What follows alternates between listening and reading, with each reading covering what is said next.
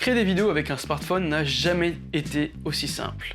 On peut disposer de tous les outils nécessaires, facilement et à moindre coût.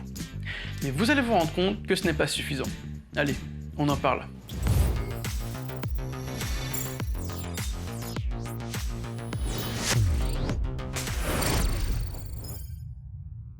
Bonjour tout le monde, je m'appelle Robin Welchinger, je suis réalisateur freelance et j'aide les entreprises à se développer grâce à la vidéo. Je vais à la rencontre de professionnels qui utilisent ou produisent du contenu vidéo afin de vous donner les meilleurs conseils pour vos projets. Alors n'hésitez pas à vous abonner à la chaîne. Avant-dernier épisode de notre série sur la création vidéo sur smartphone, on retrouve Lionel Miska, créateur et dirigeant de Lumière Communication, qui nous distille 5 bons conseils pour réussir sa vidéo sur smartphone. C'est parti!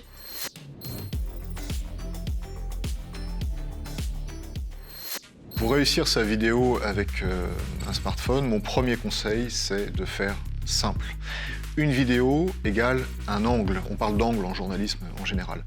Pourquoi? Parce que quand on commence, surtout dans un domaine qu'on ne connaît pas très bien, on fait une vidéo, on a envie de tout dire à la fois. On veut tout mettre dans cette vidéo qui nous paraît extrêmement importante, qui nous fait un petit peu peur d'ailleurs parce que ça va être la première qu'on va diffuser. Et on a tendance, c'est l'effet Wikipédia, on veut tout dire à la fois. Non, ne faites pas ça.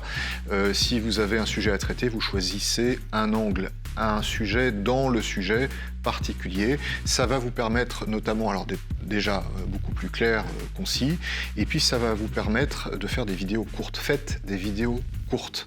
Là, c'est pareil, quand on commence, on se dit, bah tiens, je vais enregistrer pendant 10 minutes, un quart d'heure, donc vous pouvez tourner pendant 10 minutes, un quart d'heure, c'est pas un problème avec un smartphone. Le problème, c'est que derrière, il faut faire le montage. Et le montage, avec 10 minutes ou un quart d'heure d'interview, par exemple, ça peut être 2 ou 3 jours de montage. D'accord? Donc, faites des vidéos courtes pour vous entraîner. 1 minute, 2 minutes. D'ailleurs, c'est un format, ça tombe bien, qui est parfaitement adapté à l'usage, à ce qu'on attend sur les réseaux sociaux. Donc, des vidéos anglais, des vidéos courtes, et puis la simplicité, elle est aussi dans le décor. Quand vous filmez notamment une interview comme celle-ci, vous voyez le décor derrière, il est simple. Il est d'ailleurs élaboré en réalité, parce qu'il y a un mur avec une texture particulière, une lumière, etc.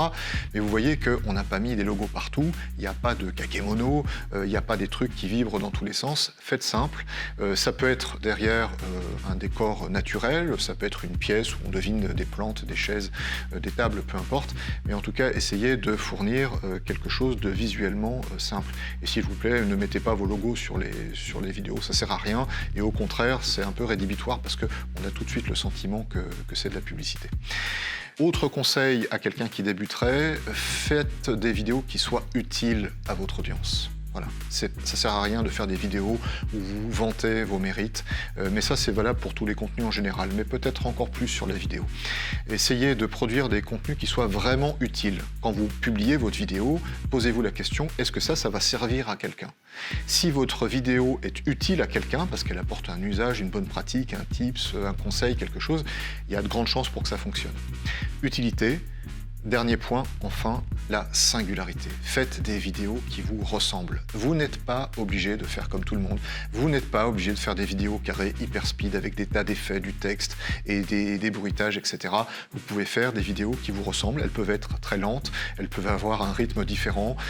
Voilà, peu importe. Ce qui va compter, c'est justement la capacité, l'audace que vous aurez, la capacité que vous aurez de dire qui vous êtes et d'être naturel face à la caméra ou de filmer des gens qui vont l'être. Cette authenticité, nous les humains, on la perçoit. Elle est probante, elle a de la valeur, elle apporte de la crédibilité à votre contenu.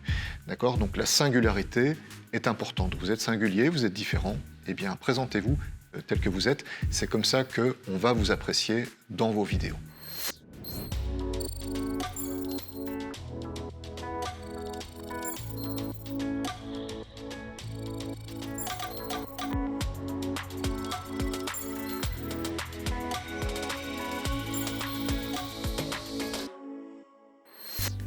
Merci d'avoir suivi jusqu'au bout cette vidéo, j'espère qu'elle vous a plu. N'hésitez pas à laisser un commentaire et cliquer sur le pouce en l'air. Et surtout, à vous abonner à la chaîne. La semaine prochaine, vous retrouverez le dernier épisode de notre série consacrée à la production vidéo sur smartphone. Lionel vous parlera du matériel à utiliser pour faire des vidéos avec un smartphone. À bientôt!